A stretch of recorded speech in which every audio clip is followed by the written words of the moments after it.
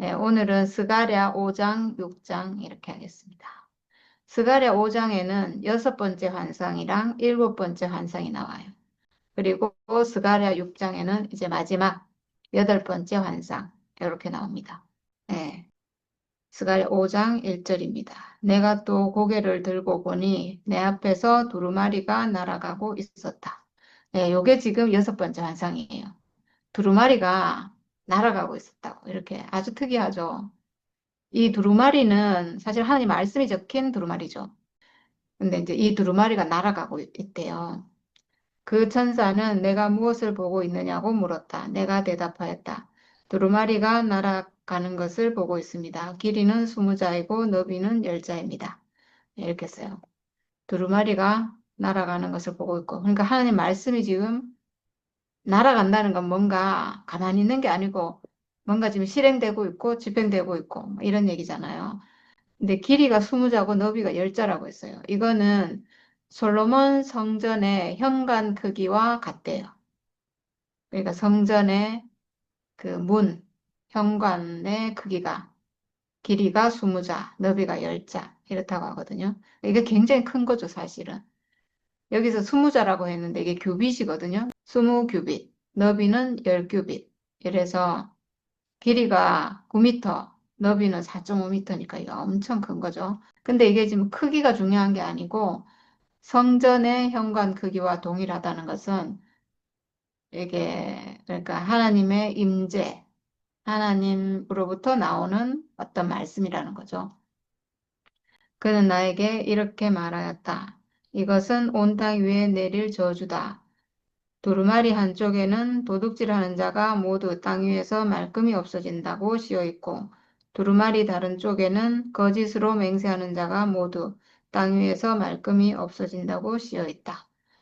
네, 지금 두루마리가 날아가고 있는데 두루마리가 날아가는 환상을 봤잖아요. 근데 이게 하나님이 온 땅에 내릴 저주라는 거예요. 그러니까 두루마리에는 하나님 말씀이 적혀 있는데 저주의 말씀이라는 거죠. 결국은 이 땅이 범죄가 가득한 땅이 됐기 때문에 지금 하나님의 심판이 임한다. 날아가고 있다는 건 지금 집행되고 있다 이런 말인 거죠.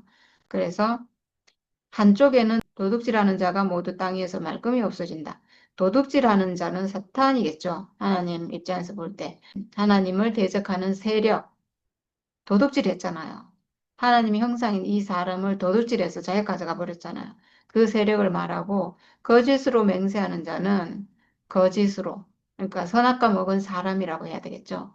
사람이 그 천사의 양식, 사탄의 어떤 성분인 선악과를 먹고 거짓으로 맹세하는 자가 됐죠.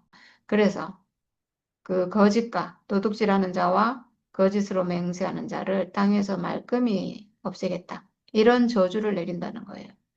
내가 저주를 내보낸다. 모든 도둑의 집과 내 이름을 두고 거짓으로 맹세하는 모든 자의 집에 저주가 들어가서 그 집에 머무르면서 나무 대들보와 돌로 쌓은 벽까지 그 집을 다 허물어 버릴 것이다. 이 저주가 임해서 사실은 선악과 먹은 모든 사람이 저주가 가득한 인생을 살았죠, 사실은. 축복이 가득하고 은혜와 감사가 가득해야 될 인생이 저주가 가득한 인생이 됐잖아요. 완전히 허물어버리겠다. 인생이 참 인생으로 살지 못하고 거짓 인생으로, 완전 저주가 가득한 인생으로 이렇게 살게 됐고, 지금도 이 안에 있다면, 이 도둑질하는 자, 그리고 거짓 맹세하는 자 안에 있다면, 이 집은 허물어질 거라는 거예요. 교회도 마찬가지고. 교회 안에 참 하나님이 아닌 거짓 생명이 있다면 그 교회도 허물어질 것이다. 목사님이 예전에 유언의 말씀을 정말 많이 하셨는데 참 그때 저는 목사님이 참 생명 안에 있었구나 이 생각이 들어요. 정말 목사님은 이 교회가 변질될 게 너무나 걱정이 돼가지고 너무나 유언을 많이 하셨어요. 유언이라는 건 꼭 지켜라. 내가 죽더라도 이거는 꼭 지켜라. 이렇게 하신 말씀인데 유언을 정말 많이 했어요. 저는 그 심정은 정말 하나님 앞에서 이 교회가 온전히 하나님 앞에 있는 교회로 정말 그리스도의 생명이 표현되는 교회로 완성되었으면 좋겠다 하는 목사님의 소망을 표현하는 그런 말씀인 것 같아요. 그래서 정말 그 유언의 말씀이 정말 이루어졌으면 좋겠고 그리고 목사님 그 말씀하셨거든요. 우리 교회 생명이 참 생명이 아니라면 이 교회는 없어지는 것이 낫다. 만약에 이 교회가 어떤 조직과 제도가 돼서 남아 있는다면 우주의 쓰레기가 될 것이다. 이렇게 말씀하셨거든요. 네, 정말 저는 이 목사님의 유언은 반드시 이루어질 거라고 생각해요. 왜냐하면 이 말씀은 목사님이 참 생명 안에서 하신 말씀이기 때문에 저는 이루어질 거라고 생각해요. 당연히 이루어지고 거짓 생명이면 당연히 망하겠죠. 예, 그게 남아 있는다면 우주의 쓰레기가 될 거예요. 예, 그렇게. 그 집을 다 허물어 버릴 것이다. 이렇게 하셨어요.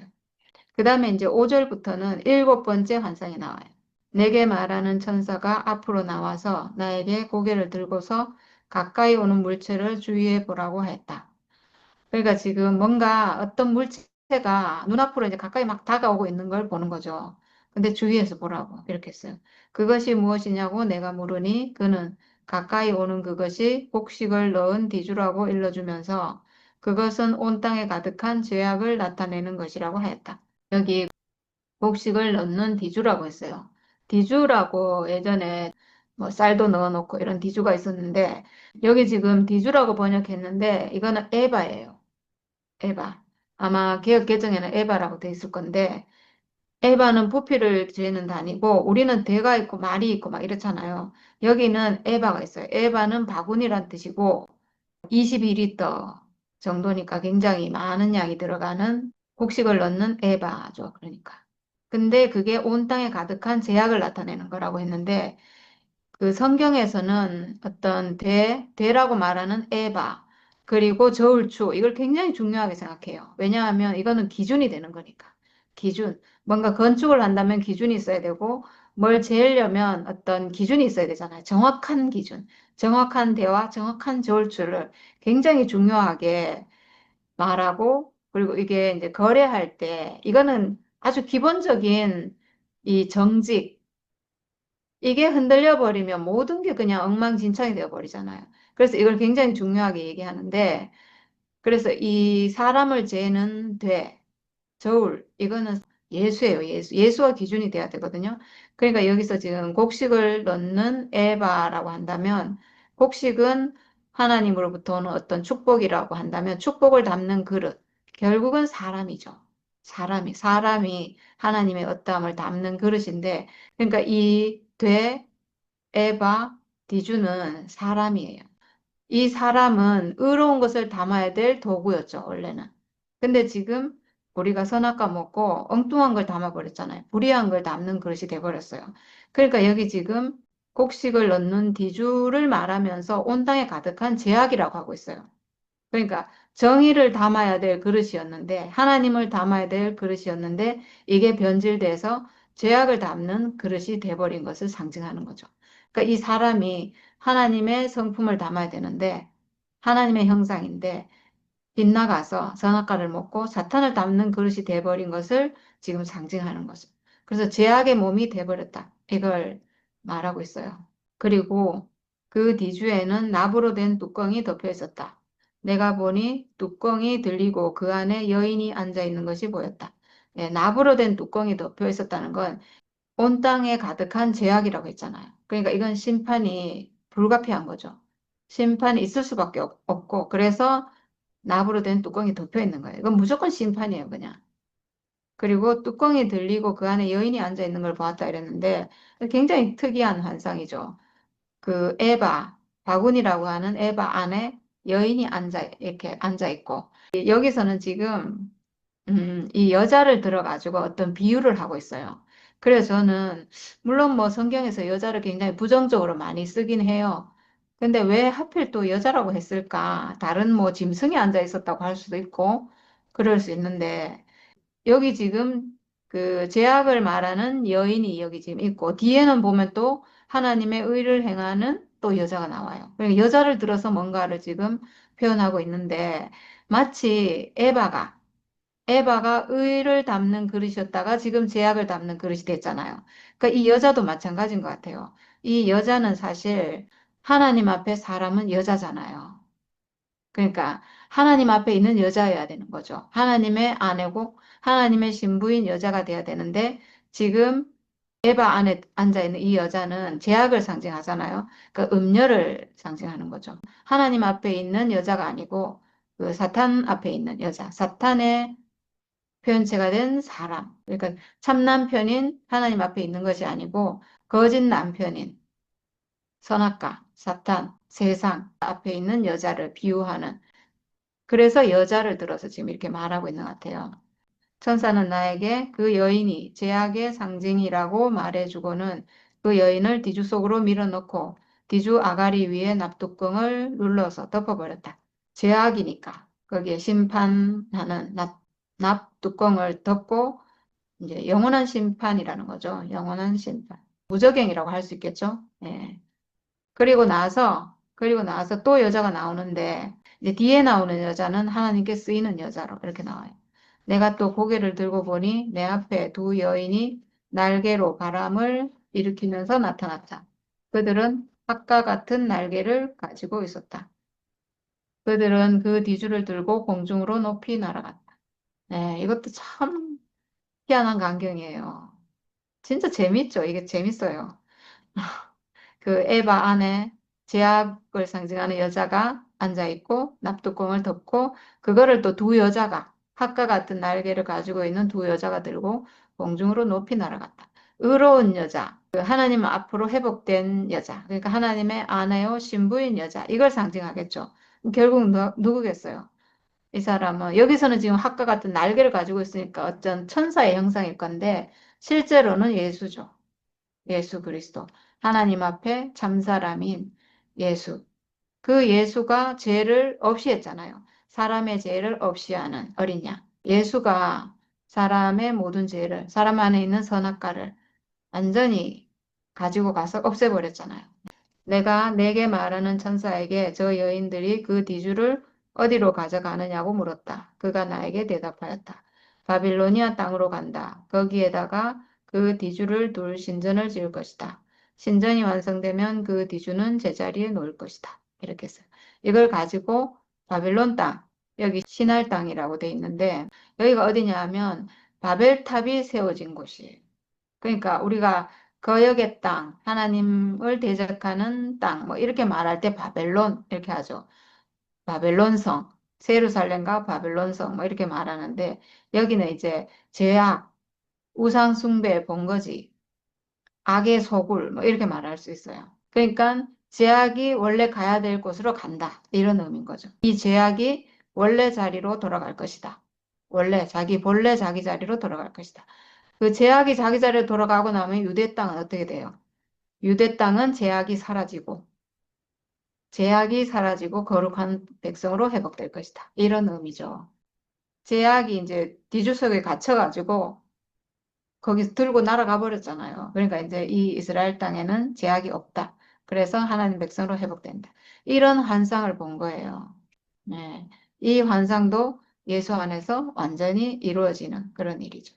그 다음에 스가랴 6장입니다. 6장은 여덟 번째 환상이고요. 이제 마지막 환상입니다. 여기는 병거 네 대가 나오거든요. 내가 또 고개를 들고 바라보니 내 앞에 두 산 사이에서 병거 네 대가 나왔다.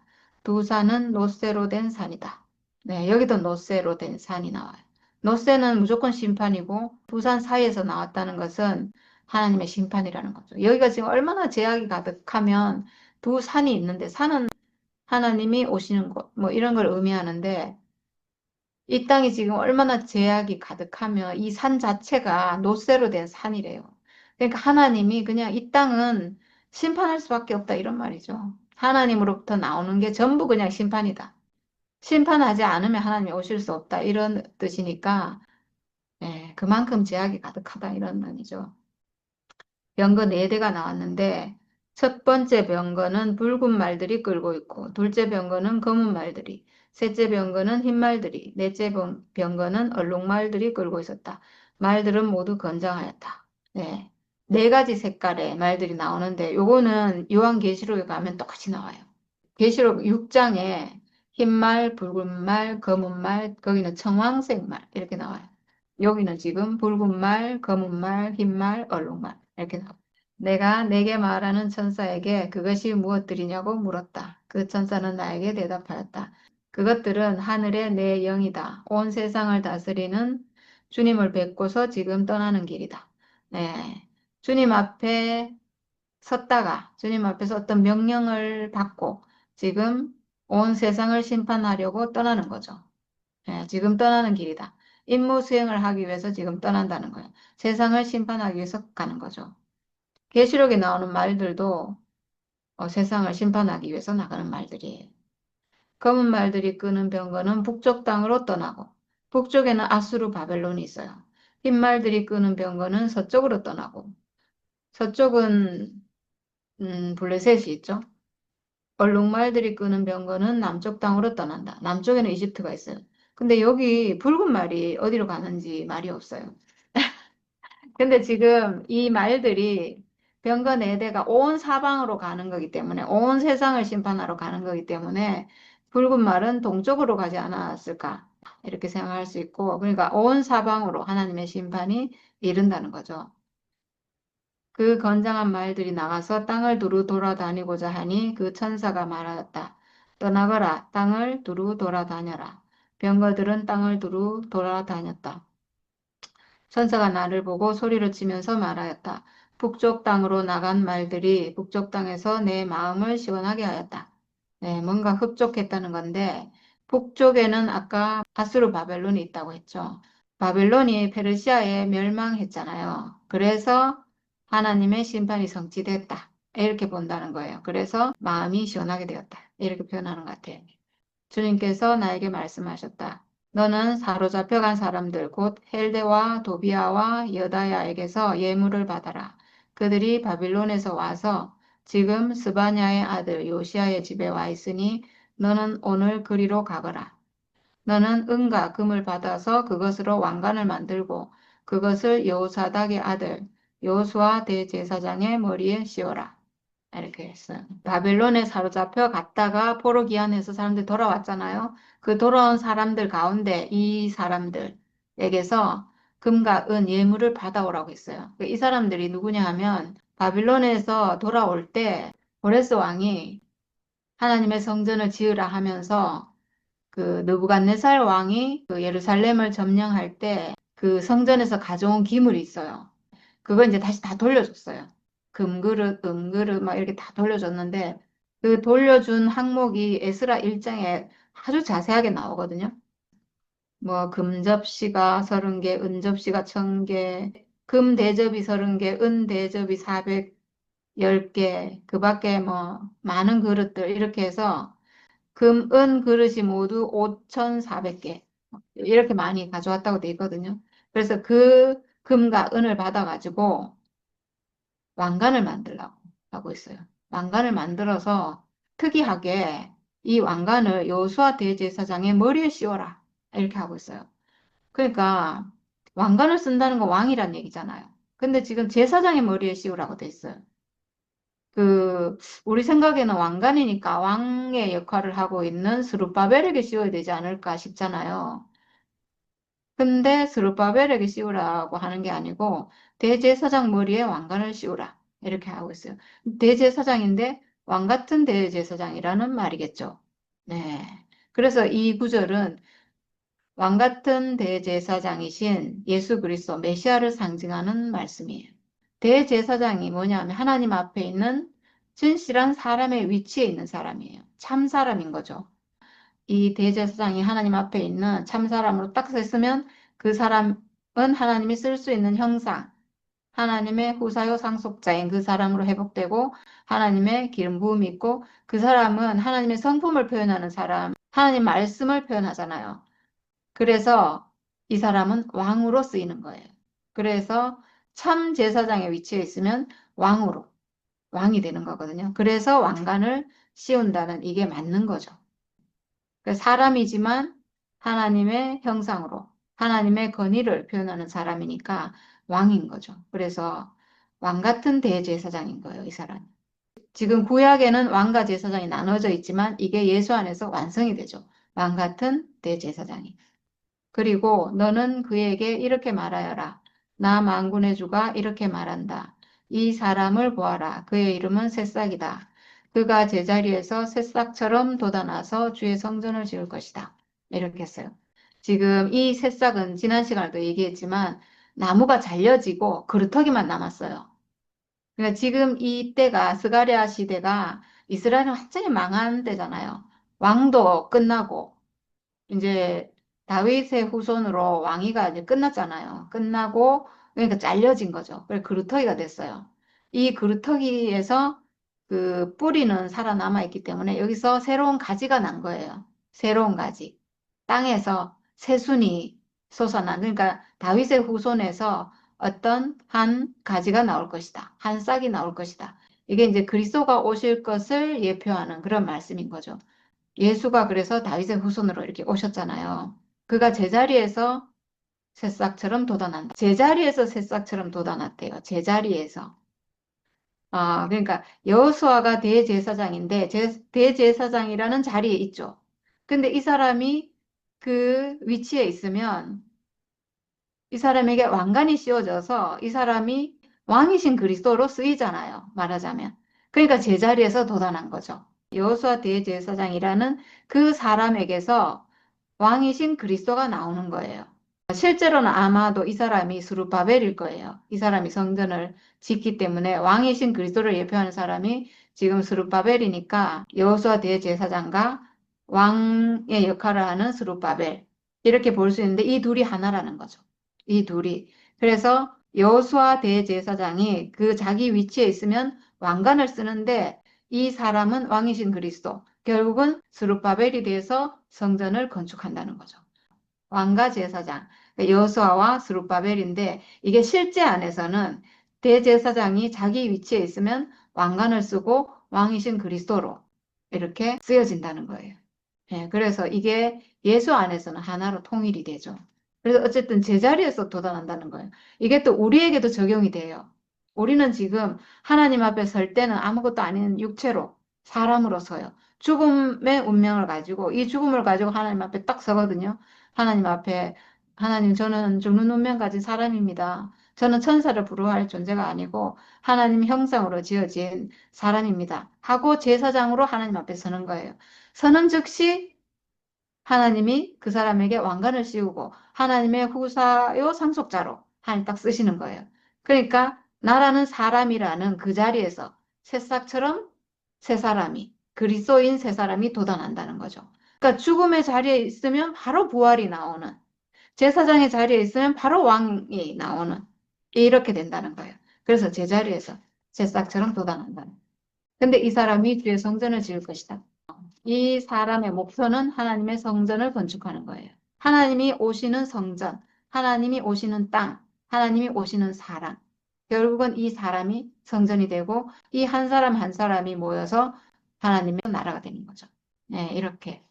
네, 그거를 지금 이 스가랴서에서 환상으로 이렇게 보여주고 있고 그게 우리 안에서 이렇게 해석이 된다는 게 참 놀라운 것 같아요. 이 말씀을 누가 해석할 수 있을까? 정확하게 그런 생각이 드네요. 예수로 해석할 수 있을 거예요. 예수는 우리가 이미 아니까 예수 안에서 이렇게 완성됐다 이렇게 하지만 그게 우리 안에서 실제로 이루어져서 우리 자신으로 이거를 해석할 수 있는 사람은 드물 것 같아요, 진짜. 제가 없다고 말을 할 수는 없기 때문에 왜냐하면 세상 어디에 있을 수도 있잖아요. 있겠죠, 당연히. 있으면 좋겠어요. 많으면 좋겠어요. 그가 주의 성전을 지을 것이며 위엄을 갖추고 왕자에 앉아서 다스릴 것이다. 네, 그가 이제 참 대제사장의 위치에 있는 그 사람이 왕관을 쓰고 왕이신 그리스도로 회복이 돼서 성전을 지을 거고 위엄을 갖추고 왕자에 앉아서 다스릴 것이다. 이제 왕으로 통치를 한다는 거죠. 네, 왕으로 통치한다고 해서 막 대단한 왕이 되는 게 아니고 하나님의 왕권을 대리 통치하는 결국 하나님의 성품을 표현하는 결국은 사랑을 표현하는 사람을 살리는 역할을 하는 사람을 정죄 판단하고 죽이는 것이 아니라 하나님의 성품을 표현하는 이게 왕이신 그리스도예요. 예수께서 왕이신 그리스도로 오셔가지고 우리에게 한 게 뭐예요? 우리를 위해 죽으셨잖아요. 네, 그런 거죠. 하나님 마음을 표현하는, 하나님 생명을 표현하는 이런 왕이라는 거예요. 그러니까 평화의 왕인 거죠. 막 이렇게 건세를 휘두르는 우리가 원하는 세상 사람들이 원하는 그런 왕이 아니에요. 네. 근데 한 제사장이 그 왕자 곁에 설 것이며 이 두 사람이 평화롭게 조화를 이루며 함께 일할 것이다. 네. 한 제사장이 그 왕자 곁에 설 것이며 그러니까 이 왕권을 가지고 오는 왕이신 그리스도 옆에는 항상 제사장이 있는 거예요. 여기서는 지금 왕의 역할을 하는 스룹바벨 그리고 대제사장인 여호수아 이렇게 두 사람이 있다는 거고 실제 안에서는 어떤 사람이 하나님의 위임을 받는 왕으로서의 역할을 한다면 그 사람은 또 언제나 제사장이에요. 우리가 왕이 된다고 해서 하나님의 성품을 표현하는 왕의 위치에 있다고 해서 이 왕이라고 표현하니까 좀 이상해요. 세상 왕이 아니에요. 아까도 얘기했지만 하나님의 성품을 표현하는 하나님의 사랑을 표현하는 하나님의 생명을 표현하는 그래서 예수께서 오셔가지고 눈을 들어 밭을 봐라 휘어져 추수할 때가 되었다. 이게 왕의 통치예요. 세상 사람들을 볼 때 선악과 먹은 사람이 가득한 그 사람을 보시면서 휘어져 추수할 때가 되었다. 모두 온전하다 이렇게 보셨다는 거죠. 다 열매다. 육체를 보니까 다 열매예요. 그러니까 예수님도 휘어져 추수할 때가 되었구나. 이렇게 보는 눈으로 이 눈이 왕의 눈인 거예요. 하나님의 이 온전하심을 표현하는 이렇게 회복된 이 사람이거든요. 그 사람 옆에는 항상 제사장이 있다고 했는데 우리가 그렇게 쓰여질 때라도 나는 항상 제사장의 위치에 있는 사람이에요. 하나님이 어떤 영광을 우리에게 주실지라도 나는 언제나 제사장의 위치에 있는 사람인 거예요. 그래서 이 왕자 곁에 항상 한 제사장이 있을 거라는 거예요. 예, 이 한 사람 안에 항상 제사장이 있죠. 항상 육체를 가진 사람이 있어요. 항상 죽음을 가진 사람이 있어요. 제사장은 하나님 앞에 피를 드리는 사람이거든요. 그러니까 우리는 항상 육체를 가진 사람이고 항상 죽는 운명 가지고 있고 예수의 십자가를 가진 사람이에요. 항상 죽음을 가지고 하나님께 가는 사람인 거죠. 그래서 이 왕자 곁에 항상 제사장이 있다는 거예요. 한 제사장이 그 왕자 곁에 설 것이며 이 두 사람이 평화롭게 조화를 이루며 함께 일할 것이다. 전에는 조화를 이루지 못했어요. 전에는 늘 왔다 갔다 해가지고 정말 가난해지면 제사장의 위치에 갔다가 그럼 하나님 은혜가 막 쏟아져 내려오거든요. 우리가 그걸 교회 안에서 정말 경험을 많이 했어요. 저는 정말 그 경험을 많이 했거든요. 그래서 교회 앞에서 그래 간증을 많이 했던 거예요. 제가 너무나 불의한 사람이어가지고 부정이 너무 많아가지고 저는 막 너무 가난해져가지고 너무 가난해지면 막 은혜가 막 쏟아지거든요. 그럼 막 늘 나가서 간증을 했던 거예요. 그럼 또 왕의 자리에 가요. 막 간증하고 나면 막 너무 영광스럽고 막 너무 은혜가 넘치잖아요. 그럼 왕의 자리에 가는데 왕의 자리에 가가지고 제사장의 자리로 못 가는 거예요. 그게 너무 좋아가지고 그게 취해가지고 진짜 끈 떨어진 연처럼 줄 끊어지는 뭐 풍선처럼 휙 날아가가지고 어딘가로 날아가 버려요. 제사장의 위치를 찾지를 못해요. 내가 사람이고 나는 아무것도 아닌 사람이었구나. 나는 가난했던 사람이구나. 이걸 까먹고 그러면 그때 하나님의 은혜가 딱 끊어져요. 정확하게 끊어져요. 하나님의 심판이 오죠, 그 대신에. 그러면 또 가난해져요. 가난해서 또 막 힘들어가지고 또 막 이렇게 했는데, 이렇게 조화를 이루지 못하고 맨날 무슨 널뛰기 하듯이 툭 떨어지고 막 이랬는데, 이제 이 두 사람이 평화롭게 조화를 이루며 함께 일할 것이다. 네, 예수님이 이런 분이고요. 예수님은 늘 하나님 앞에 사람이신 분으로, 인자로, 예, 그렇게 했기 때문에 그분을 통해서 늘 하나님 표현되신 거예요. 살아서도 표현되셨고, 죽어서도 표현되셨고, 예수님은 그게 온전하게 이루어지신 분이고, 그러니까 정말 참 사람이시고, 참 사람의 원형이시고, 정말 메시아고, 하나님 아들이시고, 이런 분이고, 원래 그런 분이고, 우리는 그렇지 않았는데, 이제 예수 안에서 회복이 돼서, 우리도 이제 이런 사람으로 회복이 됐어요. 평화롭게 조화를 이루는. 이상해요, 저는. 진짜 이상해요. 저는 저 안에서 일어나는 일을 이상하다고밖에 할 수가 없어요. 왜냐하면 제가 이런 사람이 아니거든요. 제가 아까도 얘기했잖아요. 널뛰기 하듯이 한다고.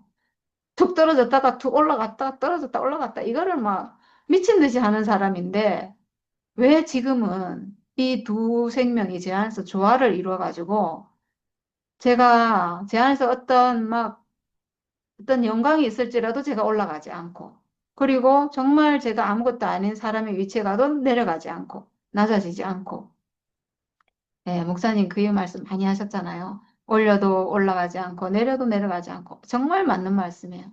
목사님 그 말씀 하실 때 정확한 위치에 계셨던 거예요. 그러니까 그 말씀 하셨죠. 사람의 위치는, 하나님 앞에 있는 사람의 위치는 변하지 않는구나. 정말 요동하지 않는 사람의 위치구나. 이렇게 아신 건데, 예, 두 사람이 평화롭게 조화를 이루면, 조화를 이루면 정말 평화로워요. 그래서 우리가 평화를 누리잖아요. 정말 참 그러니까 죽음을 아는 게 축복이에요. 죽음을 아니까 하나님 앞에서 높아질 수가 없어요. 어떻게 높아져요? 내가 내 주제를 아는데, 아, 나는 죽음의 운명 가진 사람이구나. 하나님이 오지 않으면 나는 정말 아무것도 아닌 빈 그릇 같은 사람이구나. 이걸 아는데, 뭐 어떻게 높아져요? 뭐 영광을 받은들 높아지겠어요? 뭐, 기분이 막, 어? 아무리 좋은들 어떻게 높아지겠냐? 그러니까 정말 죽음을 아는 게 너무너무 축복이에요. 그러니까 죽음이 복음이죠. 예수가 십자가에서 보여주고 있는 그 죽음이. 그래서 복음인 거예요. 사람의 위치에서 절대로 벗어나지 않고 그 자리에 있는데 그럼 하나님의 은혜가 그 자리에 마구마구 쏟아지거든요. 쏟아져도 이제는 높아지지 않아요. 항상 그 자리에 있는 거예요. 그래서 이 두 사람이 평화롭게 조화를 이루면서 함께 일할 것이다. 네, 그렇게 정말 그렇게 되는 것 같아요. 진짜 신기하죠. 그 왕가는 헬데와 도비아와 여다야와 스바냐의 아들 헨, 곧 요시아를 기념하려고 주님의 성전에 둘 것이다. 네, 그냥 기념하려고, 이걸 기념하려고 주님의 성전에 둔다고 해도 될 것 같은데, 왜 또 이 사람들을, 그 금과 은, 성전의 기물들을 가지고 온 이 사람들을 여기서 다시 언급하는지, 아마 중요하니까 언급했겠죠? 그래서 이 사람들을 기념하려고 주님의 성전에 둔대요. 왜 이 사람들을 기념할까? 성전의 기물은 거룩하고 거룩한 거예요. 하나님께 드려지는 거거든요. 이걸 뺏겼다가 다시 가지고 왔다는 거예요. 하나님께 드려지는 거. 결국은 사람의 위치죠. 하나님 앞에 있는 사람의 위치예요. 사람이에요. 육체예요. 하나님께 드려지는 사람이에요. 그래서 이걸 찾아온 사람들이에요. 이걸 기념한다는 거죠. 결국은 회복된 것을 기념하는 거고, 결국은 그 사람을 기념한다는 거예요. 결국은 예수 그리스도를 기념하는 거죠. 그래서 그 왕관을 거기에 하나님 성전에 둔다고 이렇게 표현하고 있는 것 같아요. 네. 먼 곳에 사는 사람들이 와서 주님의 성전 짓는 일을 도울 것이다. 그때야 너희가 만군의 주님께서 나를 너희에게 보내셨다는 것을 알게 될 것이다. 네. 이방인들도 와서 이제 주님의 성전을 지을 것이다. 모든 사람이 회복될 것이다. 구원자가 오시면 모든 사람이 회복될 것이다. 라고 하는 말씀인 거죠. 이방인이 와서 성전을 짓는 일을 도울 것이다. 지금 현재 성전 짓는 일은 이방인이 와서 돕고 이러지 않아요. 지금 이거는 예수로 인해서 회복되고 난 다음에 그때는 모든 사람이 회복될 것이다. 이걸 계시하는 말씀인 거죠. 너희가 주 너희 하나님께 진심으로 순종하면 이 일이 이루어질 것이다.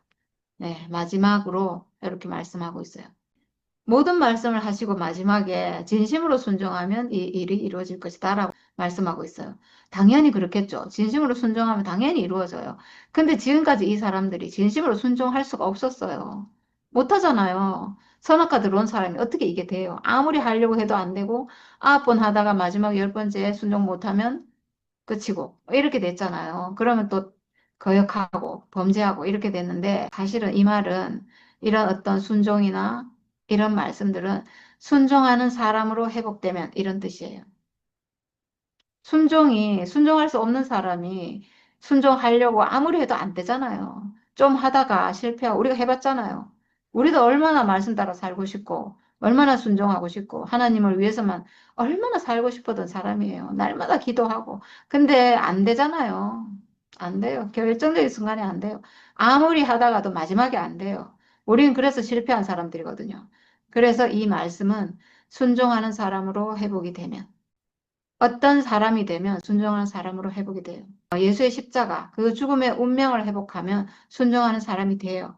내가 순종하지 못했던 것은 선악과 때문이에요.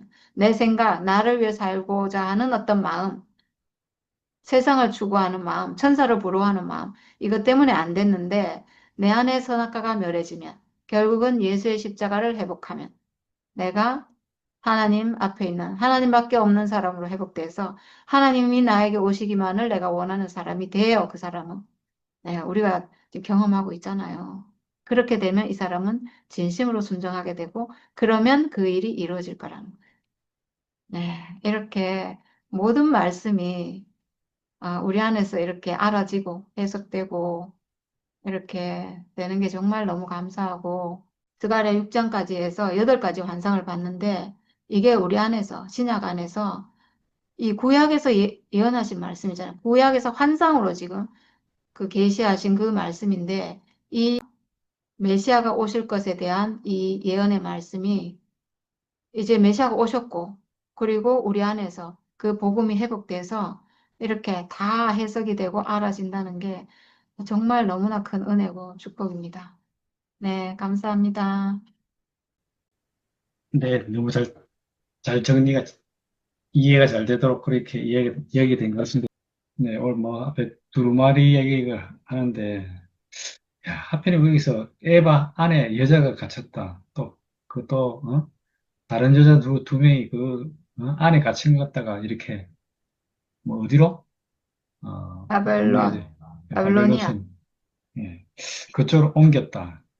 야, 이런 표현을 갖다가, 이걸 갖다 어떻게 진짜 환상이니까 어떻게 해석해야 될지, 꿈 해몽하듯 하는 것보다 더 어렵게 그렇게 이야기됐는데요. 오늘 그거 갖다가 그 안에 갇힌 여자가 누구고, 그 운반하는 여자가 누군지 우리가 알고 나니까 참 너무 신기하네요, 진짜. 그런 얘기 하니까 크게 무리 없이 이해가 되는 것 같아요, 진짜. 그 왜, 뚜껑을 갖다가, 에바의 뚜껑 갖다 노 뚜껑을 해서 덮었는지. 다른 뚜껑도 있는데 왜 그 노 뚜껑이 마치 무적행에, 예, 뭡니까, 사탄을 이렇게 가두듯이, 예, 그렇게 딱 해서, 예, 이 여자가 이제, 예, 너의 본 곳으로, 본향으로 돌아가라. 예? 사탄아, 네 곳으로 돌아가라.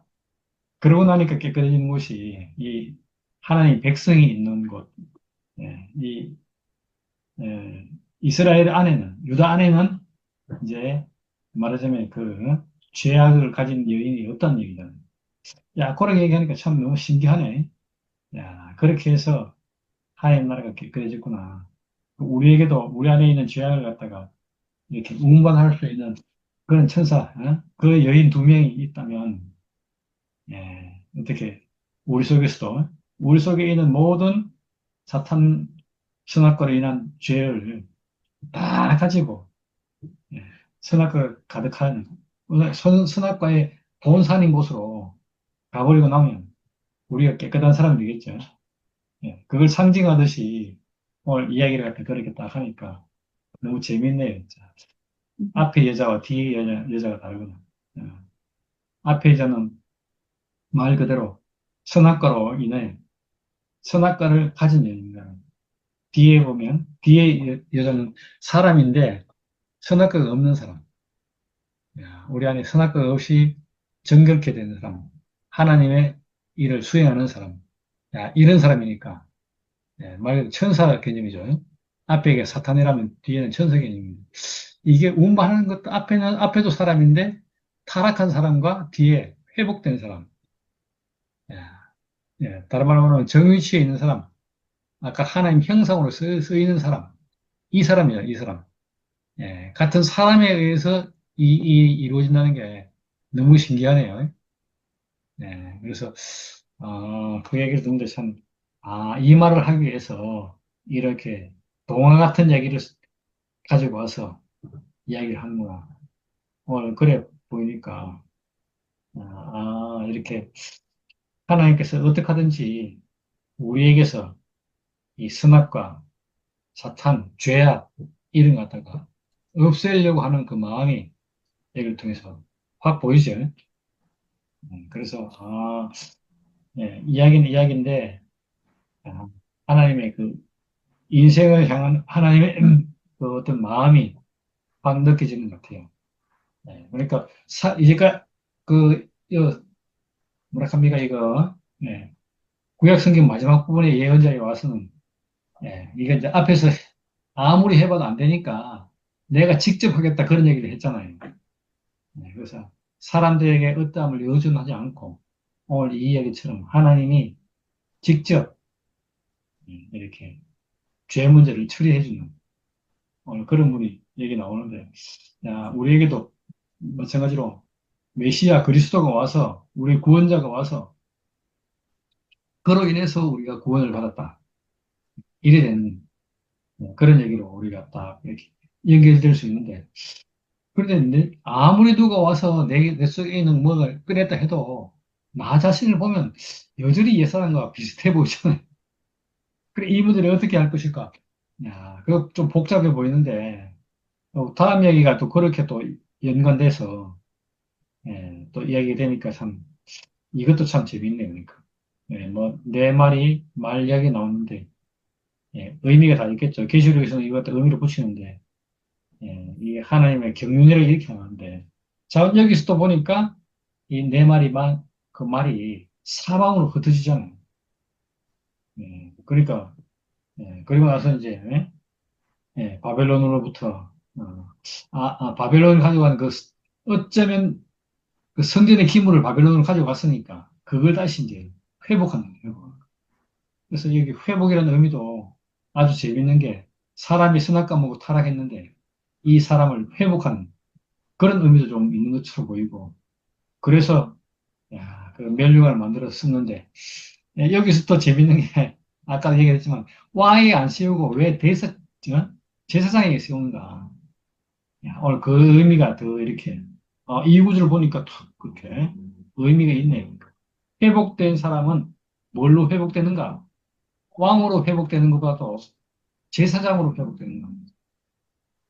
그러니까 그렇게 보여주고, 그래서, 제사장으로 회복되니까 이 제사장은, 뒤에 가서 이 두 사람 얘기 나오면서 이게 이제 그냥 한 사람이 아니고 이, 이 제사장과 왕이 왕 같은 제사장 이렇게 해서 그런 의미로 해석될 수 있는데, 야, 왜 왕에게도 그럼 어떻게 보면 우리가 생각할 때는 왕도 씌우고 제사장에게도 씌우면 될 것 같은데 그러지 않고 제사장에게만 씌우면 돼.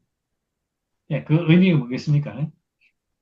회복된 사람의 참 모습이 뭔지 그걸 말해주려고 이 말을 하는 게 아닌가. 예.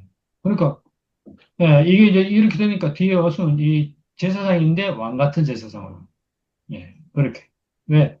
이 사람에게, 제사장인데, 면류관을 씌우니까. 예.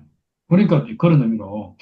야, 그래서, 여기 대한 해석도 오늘 너무 재밌는 게, 사람이 진짜 뭐가 먼저인가. 예. 우리가 십자가 죽음 얘기하고 십자가 부활 생명 이렇게 할 때 부활이 먼저라고 보이면 어떻게 되겠어요? 부활만 쫓게 되잖아요. 근데 부활은 반드시 십자가 죽음을 통해서 부활해 온다는 거예요. 그러니까 뭐 여기도 마찬가지고 아마 그렇게 아까 피를 들고 가는 사람 제사장 그래 보니까 제사장이 하는 일은 십자가 죽음 죽음을 실행하는 사람이라고 보이는데 이 사람을 통해서 뭐가 오는가? 야, 아까 그 하나님의 은혜와 영광이 온다, 이렇게. 예. 그래서 우리가 야, 사람이 가난해져서, 제사장이 피를 들고 이렇게 지성소에 들어가는 것처럼, 우리가 우리 인생을 갖다가 가난해져서 인생의 본질을 다 이렇게 고백하고 알게 되면, 진짜 말 그대로 하나님의 은혜가 폭포수처럼 내려와서, 그 영광스러운 왕의 직분을 우리가 이렇게 경험하게 되잖아요. 야, 그런데 그런 경험하면 자기도 모르게 계속 왕이 자기인 줄 알고 그 직분을 자꾸 수행하고 싶은 거라. 저도 뭐 간증을 하다 보니 그렇더라고요. 그러니까 교회 생활 하면서 간증할 때 보니까, 와, 온 교회가 어떻게 보면 교회 사람들이 다 모르는 것 같고 나만 아는 것 같은 그런 착각에 빠지들 하니까. 어. 그러니까 이게, 예, 사람에게 이런 요소가 있으니까 이런 요소를 갖다가 어떻게 제거하기 위해서 왕 같은 제사장. 이렇게 제사장에게 멸관을 씌웠구나. 이 비밀도 참 묘한 것 같아요. 왕 같은 제사장 같은. 왕이 아니고 왕 같은 그런 제사장. 야, 그래서 사람이 딱 분수를 알고 나니까, 예, 어떻게 이렇게 우리가, 예, 뭐 할 수가 없잖아요. 우리가 진짜 예수가 왜 십자가에서 죽음을 보여주셨는가. 이 죽음을 알고 나니까 사람의 본성을 너무 확실하게 알아서 그 사람이 가진 그 분수에서 조금도 요동할 수가 없잖아요. 예, 너 안 죽냐? 이래 말하면 할 말이 없는 것처럼. 예, 너 죽지 않냐? 너는 죽을 운명을 가지고 있지 않냐? 이렇게 말하는데, 이게 전에는 막 저준 줄 알았어요. 와, 사람이 그래도, 죽더라도 100년 더 살고, 좀 더 살면 200년 살고, 좀 오래 살아야지. 왜 죽음을 얘기합니까? 이렇게 막 옛날에 그랬는데, 예, 죽음을 우리가 인식할 때, 예, 인생의 위치가 말하자면, 이렇게, 그, 딱 고정된 거잖아요. 예, 그래서 그걸 딱 볼 때, 이렇게 아까 뭐 올려도 올라가지 않고 내려가도 내려가지 않는 그 위치가 확보되는 거잖아요. 야, 그래서 참 묘하구나. 사람에게 이 죽음을 줘서 인생의 정위치를 탁 이렇게 못 받고 나니까 이 요동함이 없는 거죠. 그래서 오늘 이렇게 왕 같은 제사장 그러면서 제사장에게 멸류관을 씌웠구나. 그래서 제사장 위치를 알고 나니까 다시 말해 인생의 본질을 알고 나니까 인생으로 인해서 요동함이 없는 거죠. 야, 우리가 그걸 지금 우리 이 모임 안에서 우리가 그걸 경험하고 나니까, 예, 그냥 뭐 인생에서 뭐, 인생이 높아져 봤자 얼마만큼 높아지고, 낮아져 봤자 얼마만큼 낮아지겠는가. 예, 이래도 인생이 저래 인생이다. 예, 이렇게까지 할 수 있는데, 이런 인생을 통해서 하나님이 영광스럽게, 이런 사람을 통해서 하나님의 영광이 표현된다. 제사장을 통해서 왕의 그 직분이 수행된다. 왕의 영광이 드러난다. 사람을 통해서 하나님의 어떠하심이 이렇게 구구절절 표현된다. 야, 그래서 사람은 진짜 형상인 것이 맞구나. 어떤 형상? 하나님의 형상인 것이 맞구나. 그래서 옛날에는 이 사탄의 형상을 하다 보니까 인생인 것이 너무 이렇게 말하자면 아까 에바 속에 갇힌 여인처럼 처량하고 애절하고 보잘것없고 부끄럽고 뭐라합니까 이렇게 쪽팔리고 이런 인생이었다면 하나님께 서있는 그, 그 여인은 어디가 됩니까? 야, 이 죄를 갖다 없이 하는 영광스러운 직분을 수행하는 그런 사람으로 보이잖아요. 야, 그래서 야, 뒷부분에 이렇게 그 예물을 가지고 온 사람 얘기하고 하는데 얼마나 이 왕 같은 제사장 직분이 제사장에게 이렇게 딱 고정이 되고 그래서 그걸 회복한 이 사람들이 그렇게 영원히 성전에 보존되었대요. 이 사람들이 가지고 온 금, 이 사람들이 가지고 온 생명의 어떤 하나님의 표현체, 이런 것들이 보존이 됐대요, 성전에. 야, 그래서 우리의 간정, 우리의 어떤 내가 고백하는 인생의 자리, 이것이 성전에 이렇게 보존이 된다는 거입니다. 와, 너무 너무 그러니까 우리 간정이 시시한 간정이 아니고 우리 한 사람 한 사람 삶이 시시한 삶이 아닌 거잖아요. 시작은 시작이 시작했을지라도 우리 속에서 우리가 가져온 우리의 감정, 참 인생의 자리에서 인생의 본질을 갖다 딱 표현하는 그 말이 하나님께 쓰이는 하나님의 그 성전에 쓰이는 그런 기물이 되는 것처럼 또 나아가서 이렇게 이 제사장에게 그렇게 영광스러운 모습으로 표현되게 하는 바로 그런 거라는 걸 오늘 이렇게 하는 그런 말을 들으니까 얼마나 이 참 인생이 존귀하고 가치 있는지. 뭐로 인해 그렇습니까? 인생 자체로 보면 진짜 뭐 말 그대로 그렇잖아요. 그러니까. 그런데 하나님이 이런 인생을 쓰시면 하나님의 형상으로서의 인생의 위치는 얼마나 이게 고귀하고 존귀하고 그래서 우리가 그 안에서 은혜와 찬양이 넘치도록 그렇게 되는 인생이 됐는지. 이런 걸 보고 사람들이, 와, 왕 같으네, 왕 같아. 그렇지만 그 사람 보니까 그 사람은 항상 서 있는 위치가 제사장의 위치에 서 있다는 거죠. 그렇게 하도록 예수님은 십자가에서 죽음으로 우리와 하나를 하나님 것을 보여주시고, 우리의 위치를 거기를 알고 나니까, 예수님이 아까 말한 것처럼 높아도 높아지지 않고, 낮아도 낮아지지 않는 사람으로 산 것처럼, 우리도 이제 그 삶을 살게 된 거죠. 그래서 참 너무 신기하고, 이런 생명이 새롭게 시작될 수 있는 새로운 싹이 우리에게 왔다는 것이, 새로운 시작이 왔다는 것이 우리에게 너무 큰 은혜고, 잘려진 그루터기 안에서 우리가 그걸 본다는 것이 너무 큰 은혜로 보여서, 세상이 아무리 이렇고 저렇고 해도 우리 그 가운데서 하나님이 우리에게 주시는 이 은혜는 우리가 감당할 수 없을 만큼 넘치고 풍성하고, 오늘 이렇게 영광스러워서 우리가 그렇게 참 찬양하는 입이 마를 날이 없구나. 오늘 그걸 알게 됐습니다. 그러니까 너무 신기하네요. 이런, 뭐 그냥 환상이라고 그러고 또 꿈 같은 얘기인데 이 꿈을 통해서 하나님의 그 심중이 이렇게 계시되고 있다는 것이 너무 놀랍고, 우리 그걸 알고 나니까 이 예수님이 왜 십자가로 가셔서 우리에게 죽음을 보여줬는가?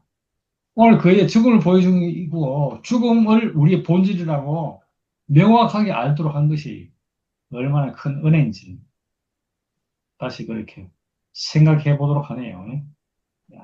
그래서 죽음이 인생의 본질이기 때문에 사랑이 딱 고정되는구나, 고정돼.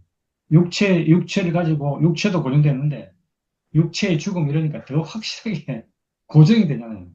다른 여지가 없어요. 내려오지 못한 사람 이러면 이제 내려오고 싶은 사람이 있잖아요. 여지가 있잖아요. 여지가 있어. 반대로 우리가 죽음에서는 이런 여지가 없어요. 그걸 우리가 알게 돼서, 그래서 예수님이 이 죽음으로 하나님이 예수를 통해서 최종적으로 우리에게 보여주려 하는 그 경륜의 초점이 죽음이었구나, 죽음. 죽음이야말로 사람에게서 여지가 없는 가장 분명한, 육체 죽음이라는 이 가장 분명한, 이게 합니다. 근본이 되고 인간의 정체성이 되고 요동이 없도록 그렇게 할 수 있는 그 자리구나. 그래서 예수님은 십자가로 이끌어 가셨고 죽음으로 우리에게 부활 생명을 가져오게 했구나. 오늘 그렇게 딱 보이는 게 너무 신기하네요. 여기서 나오는 이 확관트에서 나오는 이것으로 뭘 짓습니까? 주의 성전, 주님이 거하시고 주님의 어떠심이 표현되는 주님의 나라, 주님의 사회, 주님이 거하시는 처소, 이런 것들이 표현되는 게 너무 신기하고, 들을수록 신나는 일이 기대되고, 다음 말씀 또 어떻게 표현될지 기대가 됩니다. 네, 감사합니다.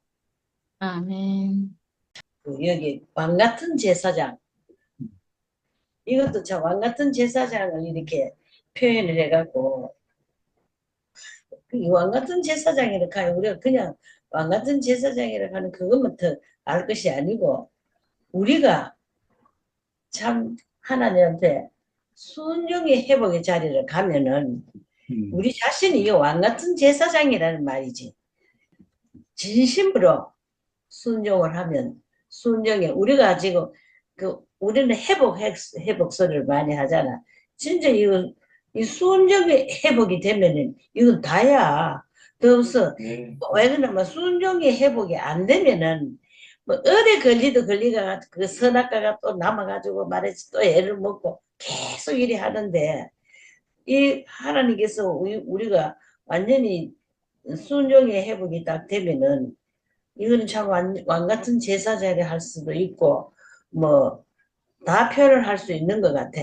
그래서 이거 우리가 참 이렇게 많은 과정을 겪으면서도 이 무슨 확실한 그 결말이 안 나왔잖아. 안 나오는데 결국 이거는 예수가 오시기까지를 지금 말씀을 하는데, 결국 그 예수가 오시니까 자기의 죽음으로 나는 이제 늘 혼자 속으로 아유 하나님이 육신의 옷을 입고 오셨구나. 하나님이 오셔가지고 자기가 죽었다 이거라.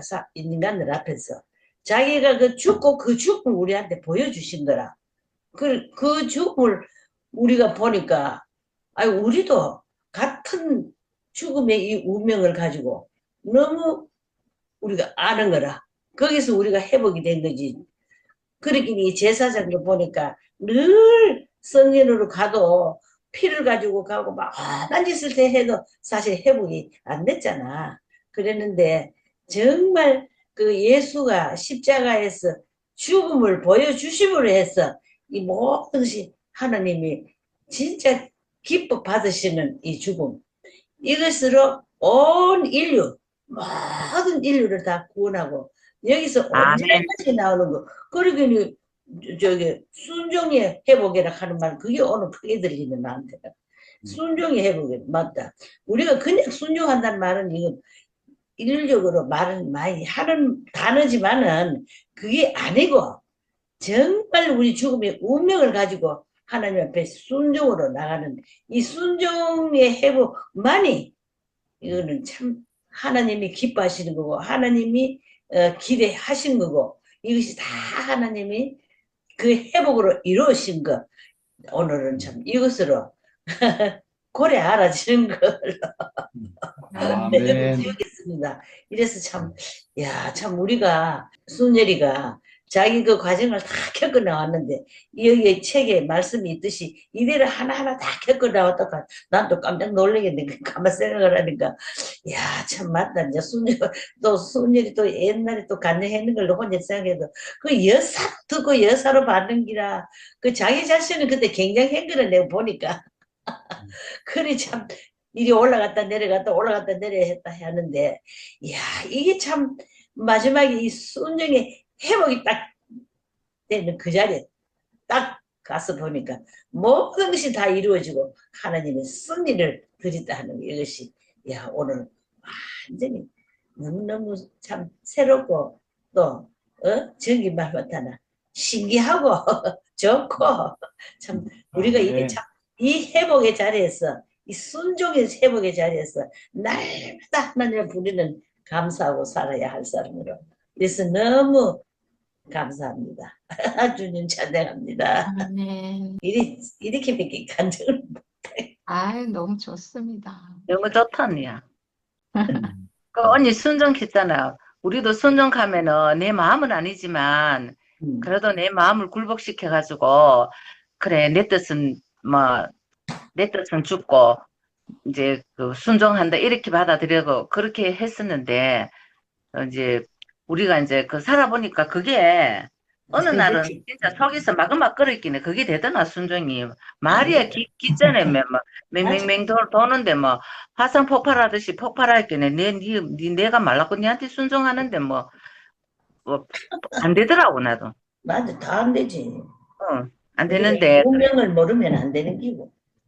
그래 이제 여기 스가라에 여자가 나오고 두루마기가 날아다니고 이카는 그렇게 우리가 어떻게 보면 하나님의 배필이며 예수의 배필이며 근데 이게 우리가 배필이지만 배필 역할을 할 수 없었던 게 선악과를 먹어버렸기 때문에 우리는 뭐 어떻게 안 되는 거지. 심판 안 받고는 내가 선악과에 갇혀 있는 사람인지. 그렇기는 모두 아까 왕과 제사장 이렇게 나왔는데 하나님이 있잖아. 이거 우리를 왜 이렇게 구원의 길로 우리를 부르셨는가 이렇게 생각해 보니까 하나님은 만왕의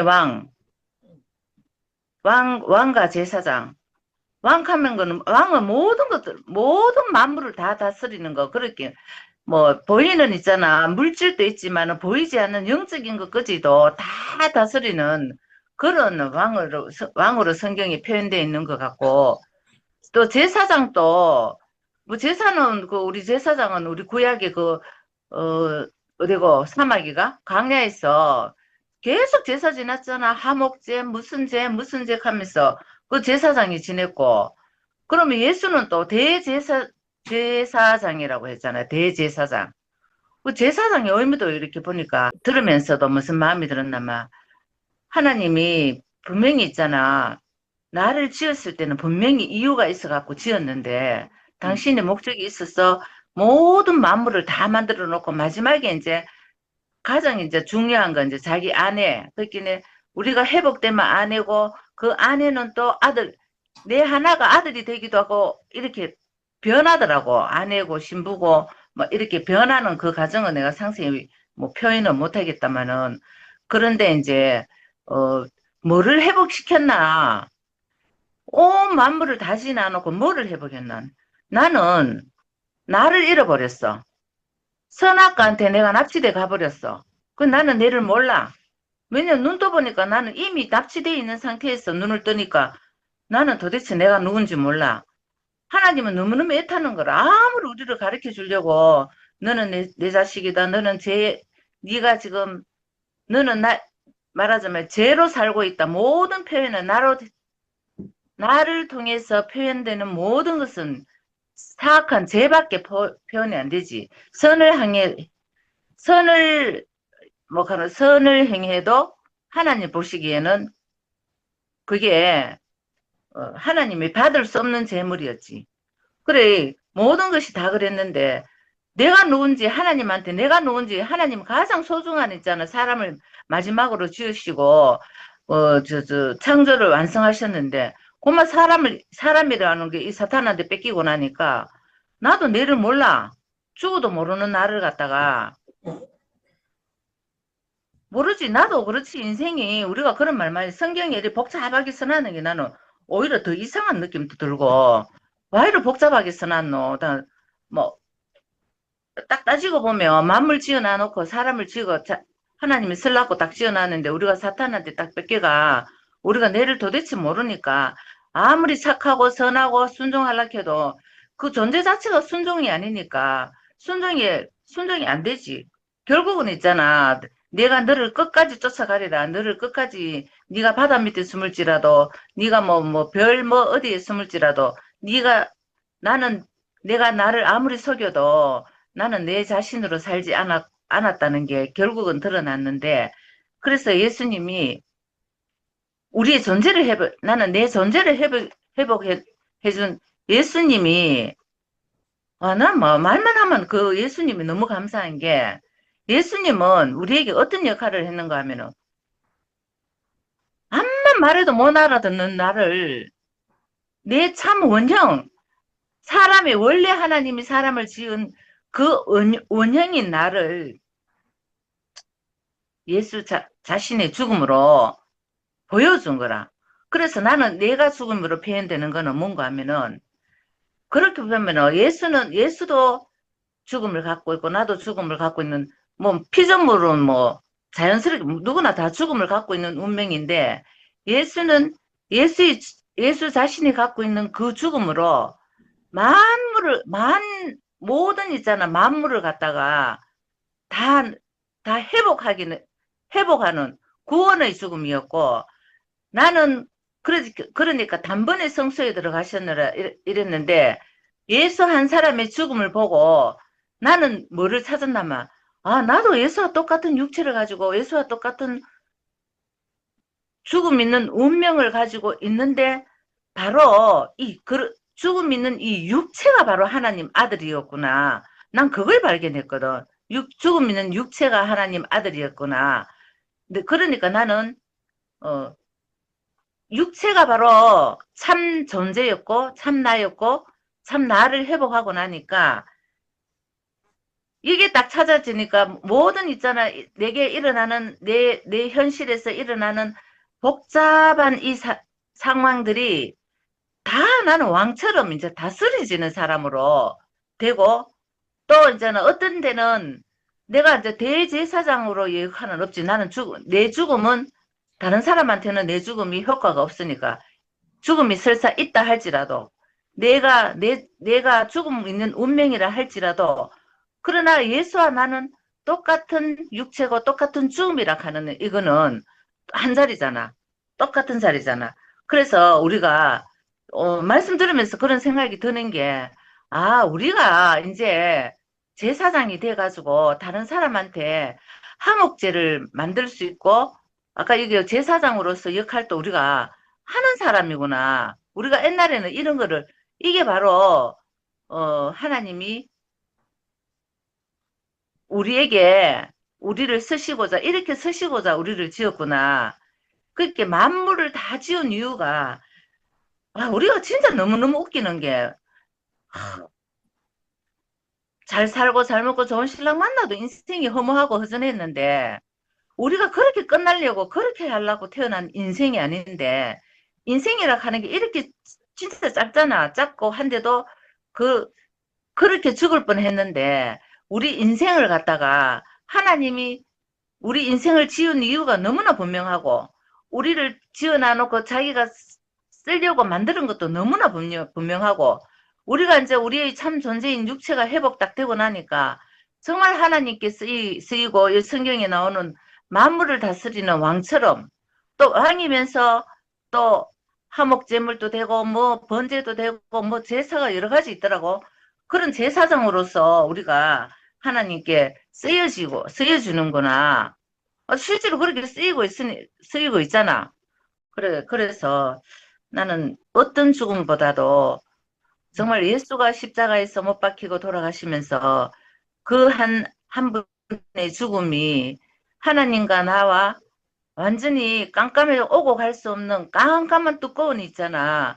전혀 보이지 않는 하나님이 공중에는 물론 있지만은 뭐 하나님 말씀은 있고 하나님이 만물을 다 만들어 놨지만은 나를 만드신 하나님은 나는 도대체 내가 눈으로야 물론 못 보겠지만은 만날 수 없었는데 그 예수 십자가의 죽음으로 내 참 존재가 회복되니까 하나님이 인생을 이렇게 지었다 하는 게 딱 맞아 떨어지니까 얼마나 있잖아. 그것이 제가 영원히 예수를 감사하지 않을 수 없고, 이런 기적적인 일은 있잖아.